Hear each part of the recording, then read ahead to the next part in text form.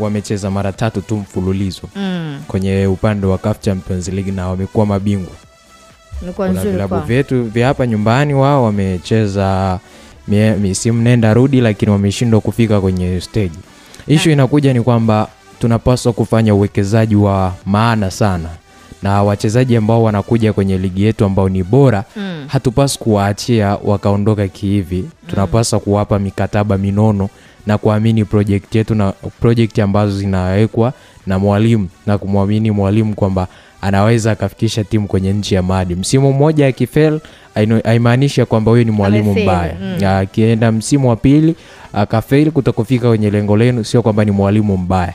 Lakini akifika kwenye lengo msimu wa 3, hata misimu 10. Piso Musomani amekaa Mamelodi Sundowns zaidi ya misimu zaidi ya 9 na hadi 8. Lakini ukiangalia the way miaka nenda rudi mpaka yana kuja kufanikiwa kupata taji la CAF Champions League, mpaka anakuja kupata nafasi ya kutoa of course alitoa taji la ilikuwa 2015-16. Ukiangalia maana yake alipewa timu 2012. Angalia ni takriban misimu 3 hadi 4. Maana hiyo una muda unapaswa kumwalimu na uwekezaji mkio mnaufanya inaweza ikawapa matunda mazuri ambayo kila mtu atayaona. Ndicho ambacho mimi nimeenda mbali sana kwa kikosi cha Pyramid, nikafikiria sababu imeanzishwa 2008 sawa na Azam FC pengine. Ukiangalia wamecheza finali ya kombe la shirikisho 2019 na 20, lakini imeshiriki CAF misimu 3 tu. Na msimu wa 3 umetoa ubingwa. Msimu wa 3 umetoa ubingwa. Na kitu kikubwa ambacho mimi nilikifurahia ni mashabiki. Sijui kama umeona kile kilichotokea jana. Wamesupportiana. Sasa nikawa najiuliza ile swali linaweza kuja kuwahi kutokea Tanzania. Issue inakuja ni kwamba Mamelodi alipata matokeo pale. Al wasingependa kuona ubingwa ukiwa unaondoka tena kwenye ardhi ya kwao. Hususan kwenye nchi sehemu ambapo walitolewa na ni timu ambayo ni ya nyumbani. Unajua hawana uhasama, wenye uhasama wao kwenye timu mbili tu, Mamelodi na Zamalek na Al ndio waelewani. Lakini kwa upande wa Pyramid wenyewe Al Ahly jana waliamua kuwa support. Ni kama sana unaona Azam walivyo. Azam wafike finali ya CAF Champions League. Alafu Azam labda tuseme anacheza na Almereki alikuwa amemtoa Yanga. Tuseme Yanga ambao kumsupport Azam. Au amemtoa Simba. Maana yake vilabu vingine vitaenda kumsupport Azam, Simba. Kwa Tanzania hii au Tanzania nyingine? Kwa Tanzania hii kwa sababu hao hawana shida na Azam. Azam kitu ni cha kiungwana sana. Anaangalia Azam hawana nini? Hana mashabiki ambao watatamba sana mjini. Pengine wanaweza ni wachache, lakini wanajua Simba akichukua ama Yanga akichukua, anajua kuna mashabiki hapa yani watazungumza muda mrefu. Yani watatutuniana misuli kwamba mimi na CAF Champions League na nini. Lakini Ale anajua bisa msimu naweza mimi msimu nisichukue, lakini msimu unaokuja nikachukua. Yani kwa hiyo yani Ale anajua kwamba msimu mimi naweza nisichukue, lakini msimu unaokuja pengine nikachukua ile taji. Kwa hiyo anajua yani ni msimu umekuwa mbaya. Sasa tukiona anaweza akachukua misimu ile asipochukua, lakini msimu wa 3 tukaona wakamfanya investment ya maana, wakasajili wachezaji, baadaye wakaja wakachukua ile taji.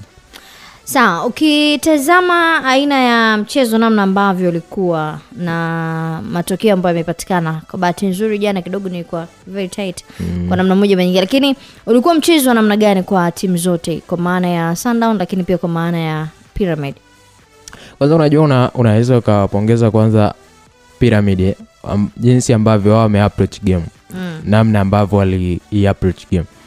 Ni kweli tumeangalia finali ya kibabe sana, finali ambayo ina msisimko na ambayo unaonyesha kwamba mpira kweli Pyramid wamewekeza. Matamanio yao yalikuwa ni yale ya kuchukua ile taji. Yaani uwekezaji wote ule ambao waliufanya na kununua baadhi ya wachezaji wengi, wachezaji wa B2, B3, B4, B5, ilikuwa ni kwa ajili ya kufika kwenye hatua hii hapa nzuri. Na wamefika kwenye hatua ya final ambayo kwanza walianza kwa kukumbwa na majeraha, baadhi ya wachezaji walikuwa ni in out, lakini bado tumewaona wakiwa kwenye ile performance yao. Mchezo ambao ukiangalia status yake ulikuwa ni bora sana, kuanzia mchezaji mmoja mmoja.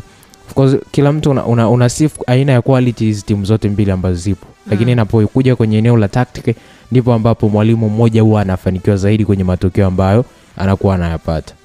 So, Fiston Mayele ametoa kiatu cha mfungaji bora kwenye mashindano na ameonyesha performance nzuri, kiwango bora, lakini pia tumeona akinyapiwa na vilabu vingi. Na moja kati ya vilabu ni pale nchini Afrika Kusini. Kuna kama vilabu vitatu vinahitaji, kuna Stellenbosch, kuna Kaizer Chiefs, lakini pia hata Mamelodi Nice pia ni miongoni mwa vilabu ambavyo vinahitaji sasa Fiston Mayele. Kauli yake ambayo alizungumza before mechi ya jana, alisema yeye amefocus na michuano ya klabu bingwa kwa maana ya kutoa ubingwa. Wengi wakutarajia kama jana angeweza kufunga, lakini ni miongoni mwa wachezaji waliofunga magoli mengi kwa maana ya kutoa kiatu cha mfungaji bora.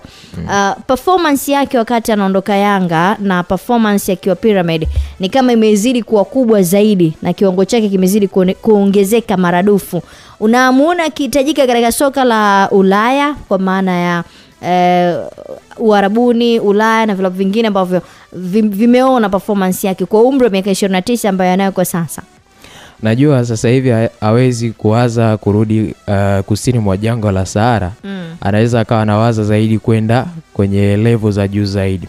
Sababu ni sehemu ambayo wachezaji wengi sana wanawaza kwenda kucheza barani Ulaya. Yaani barani Ulaya ndipo ambapo watu wengi ndivyo ambavyo tunavyoamini, ama ndivyo ilivyo, kwamba ndipo ambapo mpira ulipo kwa kiasi kikubwa.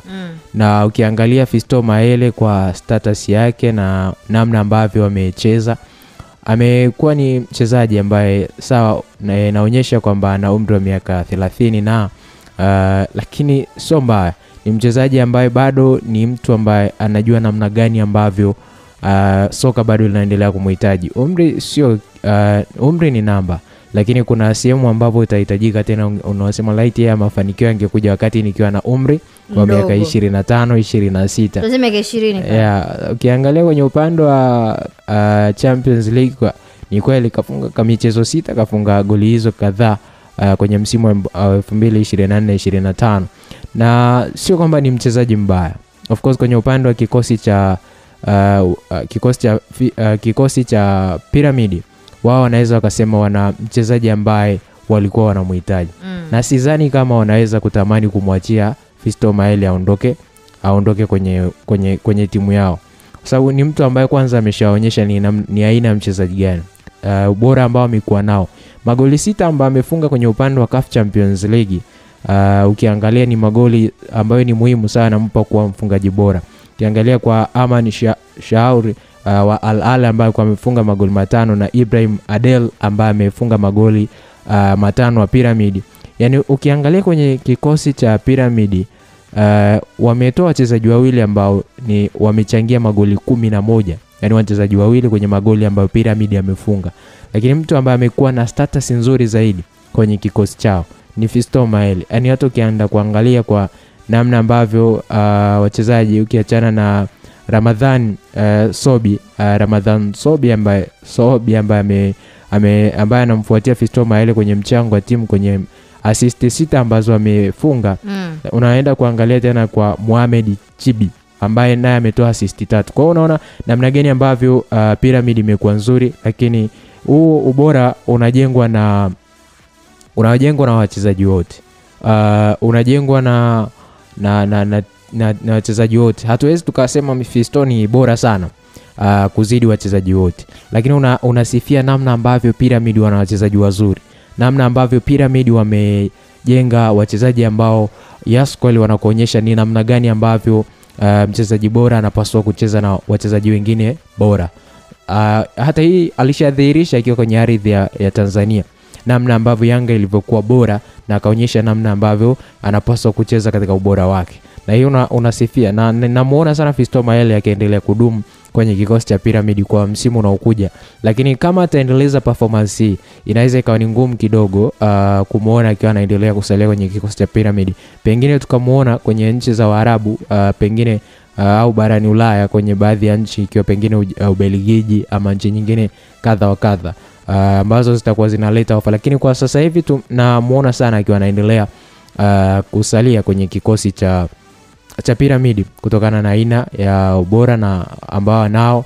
Na ukiangalia status yake ni moja ya status nzuri sana, kwa sababu hata katika msimu ukiangalia kwenye michuano ya pale ligi ya pale Misri, ni mtu ambaye amekuwa na ubora.